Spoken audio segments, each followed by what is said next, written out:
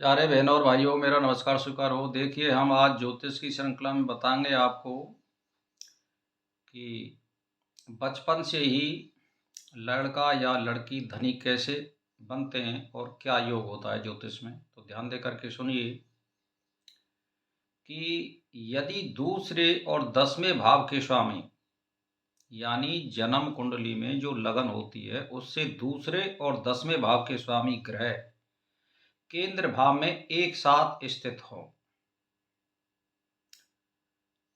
जन्म कुंडली के लग्नेश का स्वामी ग्रह नवांश कुंडली में उन पर दृष्टि रखता हो, ऐसे जातक को अपनी या अपने जीवन के आरंभिक वर्षों में ही अपार यानी धन संपदा प्राप्त हो जाती है, चाहे वो किसी कारणों से हो सकती है।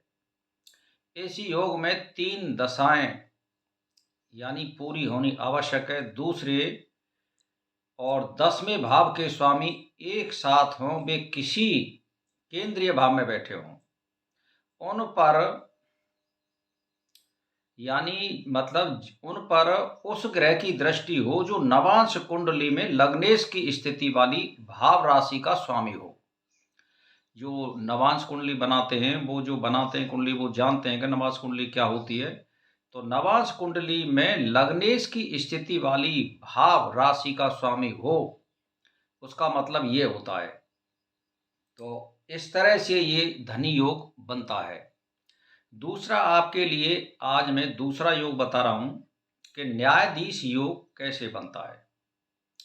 देखिए, यदि चौथे भाव में कोई शुभ ग्रह बैठा हो, जन्म लगन से चतुर्थ भाव में कोई शुभ ग्रह बैठा हो, या चौथे भाव का स्वामी शक्तिशाली होकर किसी शुभ स्थान यानी केंद्र में बैठा हो, तो ऐसा जातक न्यायाधीश बन जाता है।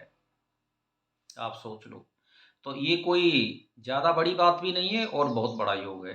तीसरे आपके लिए मैं बता रहा हूं कि मंगल योग क्या होता है। यदि किसी कुंडली में मंगल अपनी उच्च राशि में या मूल त्रिकोण राशि में अथवा अपनी राशि में सूर्य, चंद्र और बृहस्पति में से किसी एक या दो सभी के साथ किसी भाव यानी कुंडली में केंद्र में बैठा हो,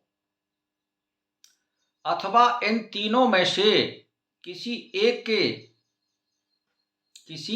के साथ में घर में स्थिति हो, यह शक्तिशाली राजयोग होता है। ऐसा जातक निम्न व निर्धन कुल में जन्म लेने के बावजूद अपने जीवन काल में विश्व प्रसिद्धि यानी बन जाता है।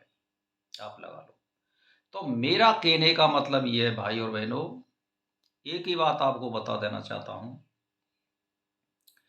कि ये कुंडली में अध्ययन करने की बात है। अब इसी में मंगल योग में ही एक दूसरा योग फिर और बता रहा हूं मैं कि यदि पहले और दूसरे भाव के में शुभ ग्रह यानी बुध, चंद्र, बृहस्पति, शुक्र में से कोई एक हो, या तीसरे भाव में अशुभ ग्रह सूर्य, मंगल, शनि हो या केतु, राहु हो, चौथे भाव में फिर शुभ ग्रह बैठे हों, ऐसे योग वाला जातक राजा बनता है।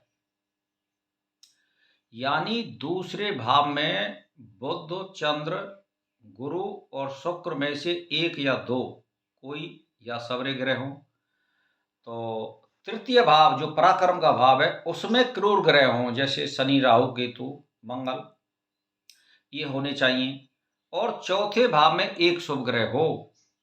तो यह जो योग है ये राजा बनाता है, यानी ऐश और मौज की आदमी जिंदगी जीता है और यकायक उसके पास में मान और सम्मान और धन की प्राप्ति उसको होती है। और यदि अब सुन लो, या राजा के समान उच्च पद भी पाता है, हैसियत वाला होता है, यदि पहले और 10वें और 5वें, 9वें, तीसरे, चौथे, दूसरे भाव, 7वें और दूसरे 11वें इन भावों में से किसी एक जोड़े के स्वामी ग्रह एक साथ बैठे हों, तो या एक दूसरे के 5वें, 7वें या 9वें स्थान पर स्थित हों, ये एक उत्तम श्रेणी का राज धन संपदा योग बनाते हैं। ऐसा जातक सुखी संपन्न जीवन बिताता है, वह कई वाहनों और भवनों और भूमि का स्वामी बनता है। इसी के साथ नमस्कार स्वीकार।